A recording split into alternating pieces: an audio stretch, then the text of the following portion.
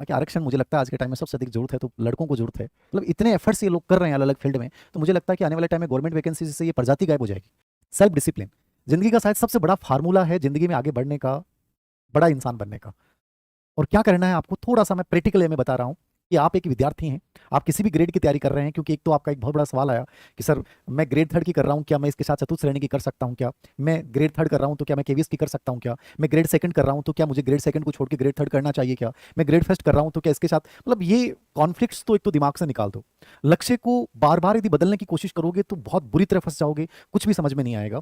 दुनिया में इस समय यदि सबसे पैसे वाला व्यक्ति और सबसे अधिक इनोवेटिव व्यक्ति है वो एलन मस्क है। कौन है? एलन मस्क है। थोड़ा सा पढ़ा होगा इसके बारे में, आपने सुना होगा। इनकी एक चीज मुझे बहुत अच्छी लगी, इन्होंने चीजों को बदला नहीं कभी भी। जो अभियान लेके चले, चाहे वो ई कार का लेके चले, उस समय पूरी दुनिया ने कहा कि पागल आदमी है, चाहे स्पेस एक्स का लेके चले, लोगों ने कहा ऐसा पॉसिबल ही नहीं है। ऐसा नहीं कि वो इंसान पहली बार में सफल हो गया, आज दुनिया का सबसे अधिक इनोवेटिव व्यक्ति है, आज दुनिया का सबसे अधिक पैसे वाला व्यक्ति है, लेकिन वो हर अभियान में असफल हुआ है। लेकिन उसने असफलता के कारणों को जाना और उन कारणों को जानने के बाद उनको दूर किया और उसमें इतना बड़ा इंसान बना कि शायद हम सोच भी नहीं सकते कि कोई व्यक्ति जो किसी एक चीज में 4 बार असफल हो जाए और उसके बाद इतना बड़ा इंसान बन जाता है। ये एलन मस्क की जीवनी, एलन मस्क का जीवन आपको बताता है। तो मैं आपसे पहली बात यही कहूंगा कि लक्ष्यों को बार बार बदलने वाला ये जो थीम तुम्हारे दिमाग में आती है कि सर उन्होंने कहा कि ऐसा कर लूं, मैं चतुर्थ श्रेणी कर लूं, यदि तुम शिक्षक बनना चाहते हो 100% तुम्हें अपना पूरा जोर लगा देना चाहिए शिक्षक भर्ती को निकालने में। तुम्हें लगता है कि यार शिक्षक भर्ती में मेरे अंदर इंट्यूशन नहीं आ रहा, आप चतुर्थ श्रेणी कीजिए। आपको लगता है केवीएस में एक वैकेंसी आ रही है, केवीएस में कीजिए, जहां आपको बेटर लगता है वो कीजिए, लेकिन हमेशा अपने इंट्यूशन को चुनिए। ऐसा नहीं है कि बार बार किसी के कह देने से और चीजों को आप बदलना शुरू कर दें कहीं भी सक्सेस नहीं होगी। इस इंसान ने चीजों को बदला नहीं, बस नए सिरे से किया, जो कमियां रहेगी उनको बहुत बढ़िया तरीके से किया। तो इस इंसान से ये प्रेरणा आप जरूर लीजिएगा। 2 नंबर पे मैं बात कर रहा हूं आत्मानुशासन, सेल्फ डिसिप्लिन। आप स्टडी में इसको कैसे लागू करें। आप यदि मुझे थोड़ा बहुत भी फॉलो करते हैं तो ये करके देखिएगा, इसके 10 डेज बाद यदि रिजल्ट्स नहीं आए तो आप इसी वीडियो के कमेंट बॉक्स में बात कीजिएगा कि धीर सर हमने इसको फॉलो किया और इसके रिजल्ट्स नहीं आए। ऐसा नहीं हो सकता कि रिजल्ट्स नहीं आए। जिंदगी में आप सब कुछ कर सकते हैं जो आप सोच सकते हैं। तो कुछ चीजें बता रहा हूं, इसको फॉलो कीजिएगा। यदि आप सेल्फ स्टडी करते हैं या जहां भी कोचिंग कर रहे हैं, कुछ भी कर रहे हैं, और आपको लग रहा है कि सर मुझे हर हाल में सिलेक्शन लेना है और मुझे बार बार ये बहाने बनाना और ये सब चीजें अच्छी नहीं लगती, तो पहली काम जो आप ये करेंगे वो पहली चीज है जो मैं आपको बता रहा हूं, इसको फॉलो कीजिएगा। आप जिस टाइम उठते हैं, पहली चीज, जिस टाइम आप उठते हैं वो टाइम आप फिक्स कीजिए। करके देखना इस चीज को, करके देखना इस चीज को, बहुत गजब की चीज बोल रहा हूं मैं। आप 5 बजे उठते हैं, 5 बजे ही उठना है। 4 बजे उठते हैं, 4 बजे ही उठना है। 3 बजे उठते हैं, 3 बजे ही उठना है। 7 बजे उठते हैं, 7 बजे उठना है। जैसे ही आप मान लीजिए कि 5 AM आप उठ जाते हैं, 5 AM उठने के बाद जो भी आपकी दैनिक क्रिया है वो आपने फिक्सुअल एक शेड्यूल के अकॉर्डिंग चीजें की। उसके बाद जिस जगह तुम बैठते हो उस जगह को फिक्स कीजिएगा। जगह का फिक्स का मतलब है जिस टेबल चेयर का प्रयोग करते हैं वो टेबल चेयर फिक्स होनी चाहिए। यदि आप लाइब्रेरी ज्वाइन करते हैं तो लाइब्रेरी में चाहे आपको 100 रुपये एक्स्ट्रा देना पड़े, आप ये कहिए कि मुझे केवल ये चेयर चाहिए, वही टेबल वो चेयर आपकी फिक्स होनी चाहिए, वो बदलनी नहीं चाहिए। एक सेल्फ डिसिप्लिन के लिए एक इंपॉर्टेंट धरातल आपका तैयार हो जाएगा यदि आप पहला स्टेप ये उठाते हैं। जिस टाइम आप उठ रहे हैं उसी टाइम उठेंगे, जिस जगह आप पढ़ रहे हैं उस जगह को बार बार चेंज ना करें। आपकी ऑटोमेटिक कंडीशनिंग होगी और वो कंडीशनिंग तुम्हारी लर्निंग को बहुत अच्छा बना देगी। नंबर 2, जो बच्चे जिनका ये लग रहा है कि सर हो नहीं पा रहा है, सेल्फ डिसिप्लिन बन नहीं पा रहा है, उन बच्चों के लिए मेरी राय है दूसरा तरीका आप अपनाएंगे। आप बहुत बड़े सेशन ना करें, 35 से 40 मिनट के छोटे छोटे सेशन करें। मतलब शुरुआत जो कर रहे हैं आपकी, मॉर्निंग में आपने उठा और 35 मिनट पढ़े सिर्फ, 10 मिनट बाद में आपने गपशप मार ली, रेस्ट कर लिया, कोई फर्क नहीं पड़ेगा। लेकिन शुरुआत जो कीजिए वो सरल तरीके से कीजिए, बोझ बना के मत कीजिए। 35 या 40 मिनट का शेड्यूल बनाइए। पोमोडोरो तकनीक, मैंने एक पहले वीडियो बनाया था पोमोडोरो तकनीक क्या, छोटे छोटे टुकड़ों में चीजों को विभाजित करके और बड़े सरल तरीके से बिना बोझ बनाए करना। ये 35 से 40 मिनट के सेशन शुरू कीजिए। आप 20 दिन बाद में आप मुझे कहोगे कि सर मैं 2 घंटे लगातार पढ़ लेता हूं बिना किसी डिस्ट्रक्शन के। लेकिन शुरुआत आप सिर्फ 35 मिनट से करेंगे। 35 मिनट आपको स्टार्ट करना है, पहला 35 मिनट बाद में ब्रेक लेना है। उसके बाद आप 10 डेज बाद मुझे मिलना और बात करना। इस पर मैं कोर्स भी जारी करूंगा सब डिसिप्लिन के ऊपर, छोटा सा 3-4 घंटे का, जिससे मैं खुद अभ्यास करवाऊंगा आपको। 2 घंटे, 3 घंटे, 4 घंटे तक आप बिना किसी डिस्ट्रक्शन के और बिना कोई ओवर थिंकिंग के आप पढ़ना स्टार्ट कर देंगे। बट स्टार्ट सिर्फ 35 मिनट से कीजिएगा और हर 5 मिनट 7 मिनट बाद में जैसे आप बैठते हैं, किताब को बंद करते हैं, जब दोबारा आप किताब को खोलते हैं तो आप आंख बंद करके रिकॉल कीजिएगा जो आपने पढ़ा है, भूलोगे नहीं, ठीक है। और सेल्फ डिसिप्लिन इससे मजबूत होगा। तीसरी चीज, कोई भी चीज आप यदि तय करते हैं, 2 चीज मैंने बता दी हैं सेल्फ डिसिप्लिन में। तीसरी चीज, जब भी आप तय करें सुबह उठें तो आप चीजों को लिख लें। लिखने का मतलब है कि ये आपके, मैं आगे भी काम बताऊंगा चीजों को लिखने का क्या फायदा है। लिखने का इतना सा मतलब है कि सर मुझे ये चीज करनी है, मुझे ग्रेड फर्स्ट करना है 2 महीने में, मुझे ग्रेड सेकंड करना है 5 महीने में, मुझे ग्रेड थर्ड करना है 9 महीने 8 महीने में। आपके पास बहुत ज्यादा समय नहीं है तो आप चीजों को ये तो जरूर लिखते होंगे कि आज मैं 4 टॉपिक कवर कर लूंगा। ये 4 टॉपिक जो हैं वो मेरे होंगे। एक तो होता है आपके लॉन्ग टर्म प्लान में आप कैलेंडर बनाते होंगे। आपने नहीं बनाना शुरू किया तो कैलेंडर बनाना जरूर शुरू कीजिए। कैलेंडर जैसे आप दूध का हिसाब लिखते हैं वैसे ही आपका एक पढ़ाई का भी कैलेंडर होना चाहिए जो आपके स्टडी टेबल के ऊपर होगा। और हमेशा याद रखें, स्टडी टेबल पे वही चीज़ें रखें जो रिलेवेंट हो, वो सेल्फ डिसिप्लिन को बढ़ाती हैं। स्टडी टेबल पे कभी भी मोबाइल नहीं रखना। 100% हैबिट बना लो, मोबाइल रखना ही नहीं है स्टडी टेबल के ऊपर। मोबाइल वहां से 100 मीटर की दूरी पे होना चाहिए, या रूम पे छोड़ के चले जाओ, ज़्यादा बेटर ऑप्शन है। रूम पे या स्टडी टेबल के ऊपर सिर्फ वही किताबें होंगी जो आज आपको 4 टॉपिक कवर करने हैं, बाकी उनके अलावा कोई चीज़ें नहीं होंगी। आप लिखेंगे, जरूर लिखना शुरू कर देना। यदि आप में आदत नहीं है तो भी आज से आप लिखना प्रारंभ करेंगे। मेरी बात मानिएगा, इसको जरूर लिखना कि मैं आज 3 चैप्टर पढ़ूंगा, और उसके आगे 100% शब्द जोड़ देना। ठीक है, ये आपके अंदर सेल्फ डिसिप्लिन को स्ट्रॉन्ग बना देगा। करके देख लेना इस चीज़ को। यदि ये रिजल्ट्स नहीं लाए तो मेरे को कहना कि सर नहीं हो रहा। चौथी चीज, सदैव पूरा होने पर, जैसे आपने लिखा इसको ट्रैक करें। ट्रैक जानते हैं आप? ट्रैकिंग, ट्रैक जानते हैं? ट्रैक नहीं जानते? ट्रैक का मतलब होता है कि जैसे मान लीजिए आपने 4 टॉपिक तय किए, कि आपने अपनी प्रोग्रेस को ट्रैक किया कि जो आपने चीज़ें तय करने आए थे, जो चीज़ें कर रहे हैं वो क्या पूरी हो रही हैं क्या, और पूरी हो रही हैं तो क्या आप अपने आप को क्या इनाम दे रहे हो। इनाम देने का मतलब क्या है? मैंने पहले ही बोला कि आप अपने आप को छोटी मोटी इनाम जरूर दें, चाहे चॉकलेट दें, चाहे कोई भी चीज़ दें, कोई भी अच्छी चीज़ आप अपने आप को छोटे से गिफ्ट दे दें। ठीक है ना? आप चाहे चाय का कप चेंज कर लें कि आज मैं आज सुंदर सा कप लेके आऊंगा कि मैंने आज अपने टारगेट्स को पूरा किया है। प्रोग्रेस को ट्रैक करें। प्रोग्रेस को ट्रैक करने का मतलब है कि आपने पूरे महीने भर का कैलेंडर बनाया था, उसमें देखिए कि क्या आपने उनको पूरा प्राप्त किया क्या। और प्राप्त करने का मतलब ये नहीं होता कि केवल आपने पढ़ा है। प्राप्त करने का मतलब है कि वास्तव में आपने उनको अचीव किया है, उनसे जुड़े हुए पीवाई को आपने कंप्लीट पढ़े हैं। तो प्रोग्रेस को जब तक, प्रगति को जब तक ट्रैक नहीं करेंगे, सेल्फ डिसिप्लिन नहीं बनेगा। और इसके 2 बिंदु हमेशा बनाइए कि आपने क्या 100% इनको पूरा किया है, और मान लीजिए 80% पूरा किया है, 20% नहीं किया है, तो उसके कारण क्या थे, वो वहीं लिखेंगे कारण, और कोशिश करें कि अगली बार उन चीजों को कंप्लीटली दूर करेंगे। ये हमेशा हैबिट में बना लें। प्रोग्रेस को ट्रैक करें और ट्रैक करने के बाद कारण लिखें। 20% पूरे नहीं कर पाया, उसका रीजन सच में ये था। कभी भी अपने आप से झूठ नहीं बोलना, अपने आप से कभी नहीं छुपाना, यदि सेल्फ डिसिप्लिन में यदि आप बहुत बड़ा कुछ करना चाहते हैं। और 5वीं चीज, जिंदगी में सेल्फ डिसिप्लिन क्रिएट करना है, क्यों को सबसे बड़ा स्ट्रॉन्ग रखें। क्यों का मतलब समझ रहे हैं? मैं जयपुर क्यों आया हूं, मैं बाड़मेर के रेगिस्तान में बैठकर क्यों पढ़ रहा हूं, मैं सीकर में क्यों पढ़ रहा हूं, मैं गंगानगर, हनुमानगढ़, उदयपुर, मैं राजस्थान के किसी भी अंचल में पढ़ रहा हूं, मैं सच में, मैंने बीएड क्यों किया, मैंने बीएसटीसी क्यों किया, मैंने आरएस मेंस में क्यों दे रहा हूं। अपने आप से इस क्यों को सबसे बड़ा बना के रखें। यदि क्यों आपका बहुत बड़ा है, मैं 100% बोल रहा हूं, कभी भी दिमाग में नहीं आएगा कि मेरा डिसिप्लिन टूटा है। और यदि डिसिप्लिन टूट भी जाएगा आपका, मान लीजिए आज मैंने कहा कि कल फॉलो कीजिए और आप तोड़ दिया आपका डिसिप्लिन, तो उससे निराश मत होना कि डिसिप्लिन आज टूट गया है। तुरंत कम बैक करोगे यदि क्यों मजबूत है। और यदि ये कमजोर है आपका क्यों, तो याद रखना कि डिसिप्लिन टूटेगा और वो 3-4 दिन तक आपकी स्टडी नहीं होगी। आप लगातार और बोझ बन जाओगे। सेल्फ डिसिप्लिन ये कहता है कि मैं टूटूंगा, ऐसा नहीं है कि मैं नहीं टूटूंगा, लेकिन टूटने के बावजूद आपको कम बैक करवाता जो है ना, वो आपका क्यों करवाता है कि यार किसी के बोल देने से मैं परेशान नहीं होऊंगा।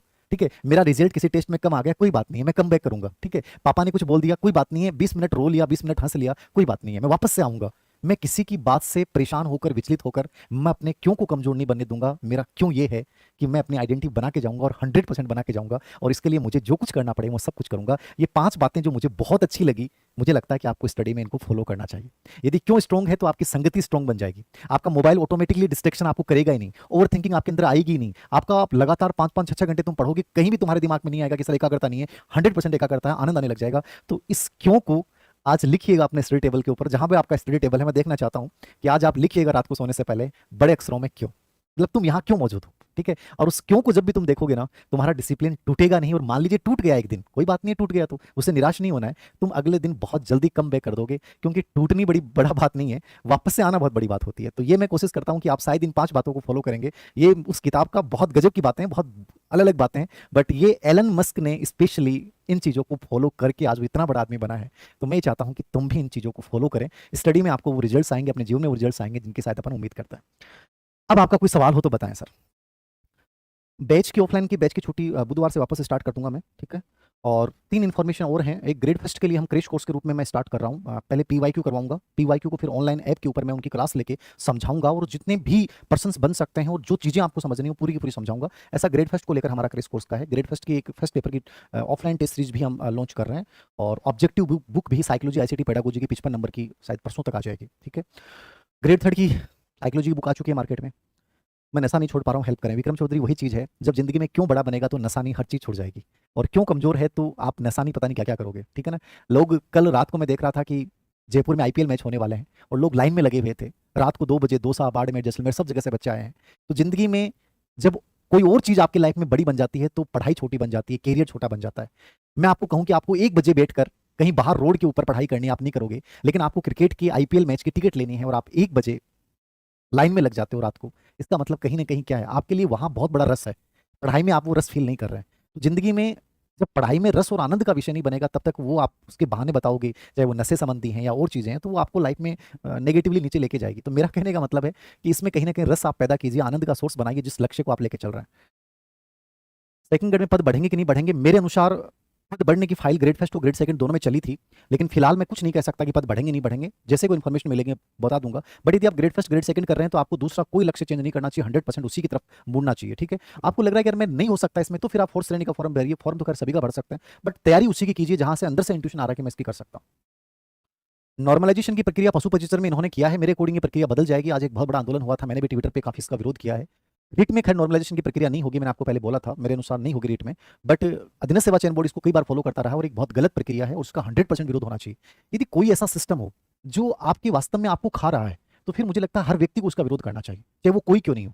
अधीनस्थ सेवा चयन बोर्ड एक गलत सिस्टम को फॉलो कर रहा है और हमें इसका 100% विरोध करना चाहिए। तो नॉर्मलाइजेशन एक बहुत गंदी प्रक्रिया है। आप पेपर का लेवल ऐसा बनाओ ना कि यार आप यूपीएससी का भी नॉर्मलाइजेशन नहीं कर रही है, आप यहाँ नॉर्मलाइजेशन के पीछे पड़े हो। ठीक है, पहले इन्होंने आरएस में हमारे टाइम किया था, हमने बड़ा विरोध किया था, कोर्ट में इसका मामला गया था।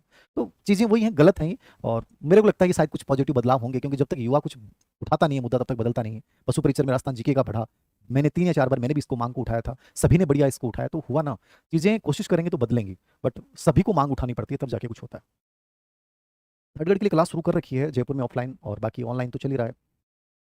जयपुर में चल रहा है, 3-4 दिन वीक में क्लास लेता हूँ मैं, शाम को 4:30 से 7 बजे। नॉर्मलाइजेशन बहुत गंदी प्रक्रिया, सच में इसका बड़ा विरोध होना चाहिए, और ये मतलब घटिया सिस्टम है, और ऐसे सिस्टम को उखाड़ फेंकना चाहिए, कुछ भी हो जाए। और ऐसी कोई चीज़ नहीं है जो असंभव हो। युवा खड़ा होगा तो 100% बदलना पड़ेगा इनको।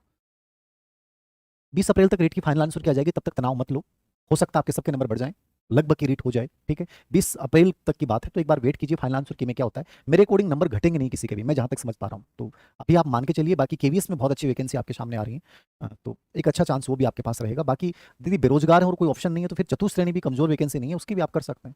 ठीक है, कोई कोचिंग जरूरी नहीं है बेटा। यदि मैंने सेल्फ डिसिप्लिन वाली बात बोली है, यदि इसको फॉलो करते हैं, एक चीज को लगातार करते हो अच्छे से, तो कोई कोचिंग की जरूरत ही नहीं है। हम लोग कोचिंग कभी गए ही नहीं, फिर भी आज बने हैं ना, 3-3 कॉम्पिटिशन क्रैक किए हैं और बहुत अच्छी रैंक से किए हैं।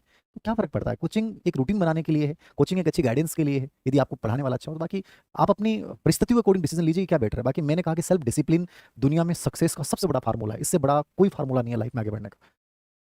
ठीक है, लेब असिस्टेंट के पद बढ़ेंगे क्या? पद देखो कभी भी किसी से बढ़ सकते हैं, आरएस के एग्जाम होने के बाद बढ़ गए, परी के बाद। ठीक है, तो ये सरकार के ऊपर डिपेंड करता है, बाकी मैं मानता हूँ कि बढ़ने चाहिए। और केवीएस को लेकर मैं अलग से एक वीडियो बना दूंगा।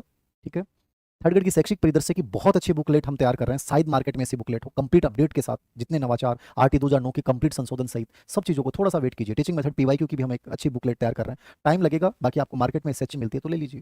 बाकी पढ़ते रहो, सबसे बड़ी बात है, इंतजार किसी भी चीज़ का मत करो। आपको जो अच्छा कंटेंट मिलता है, कंटेंट को बार बार मत बदलिए। ठीक है ना, ग्रेड सेकंड को लेकर भी मैं कल एक वीडियो बना दूंगा, 5 महीने को लेकर क्या बेटर चीज़ें कर सकते हैं। मानना नहीं मानना आप पे डिपेंड है, बट मैं मेरे हिसाब से क्या बेटर हो सकता है वो बता दूंगा आपको। आरक्षण का निश्चित रूप से फर्क पड़ेगा मानसिकता पे, सबसे बड़ा तो। बाकी आरक्षण मुझे लगता है आज के टाइम में सबसे अधिक जरूरत है तो लड़कों को जरूरत है, जो रात को 12 बजे खड़े होकर आईपीएल की टिकट लेने के लिए इतना जज्बा दिखाते हैं। तो गवर्नमेंट नौकरियों में लड़कों का लगना मुश्किल है, मुझे तो लग रहा है। ड्रीम 11 ये बना रहे हैं, आईपीएल में ये व्यस्त हैं। ठीक है, लाइब्रेरी में सिर्फ और सिर्फ मतलब ये उद्देश्य रहता है कि कोई लड़की अच्छी आ गई तो बस उसको देखते रहो, उसके विचारों में खोते रहो। मतलब सबसे अधिक रिजर्वेशन यदि आज में देश में जरूरत है, तो मैं तो ये मानता हूँ लड़कों को जरूरत है। कंप्लीटली इनका ध्यान भंग है, क्लास में इनके डिस्ट्रक्शन है, मोबाइल इनके डिस्ट्रक्शन है, सोशल मीडिया पे सबसे अधिक एक्टिव बंदे ये हैं, आईपीएल ये देख रहे हैं, ड्रीम 11 की टीम बनाने में ये लगे हुए हैं, सट्टेबाजी में ये लगे हुए हैं। ठीक है, और लड़कियों को मतलब एक साथ 4-4 लड़कियों को कोशिश करते हैं कि कोई 4 में से एक भी कहीं ना कहीं सेट हो जाए तो भी मामला ठीक है। मतलब इतने एफर्ट्स ये लोग कर रहे हैं अलग अलग फील्ड में, तो मुझे लगता है कि आने वाले टाइम में गवर्नमेंट वैकेंसी से ये प्रजाति गायब हो जाएगी। तो सरकार को स्पेशली प्रयास इन लड़कों के लिए करना चाहिए कि कहीं ना कहीं इनके लिए भी एक निर्धारित रिजर्वेशन हो, कि भाई इनकी भी तरफ तो देखा जाए। जो आदमी इतना जगह व्यस्त है और फिर वो तैयारी भी कर रहा है बेचारा, तो कहीं ना कहीं इसके लिए जरूर है। लड़कियां तो कम से कम सिंगल माइंडेड होकर तैयारी कर रही हैं, उनके डिस्ट्रक्शन भी लड़कियों के कम है। तो मेरा तो लड़कों के समर्थन में है कि इनको रिजर्वेशन बहुत जरूरी है, इनकी वर्तमान स्थितियों को देखते हुए।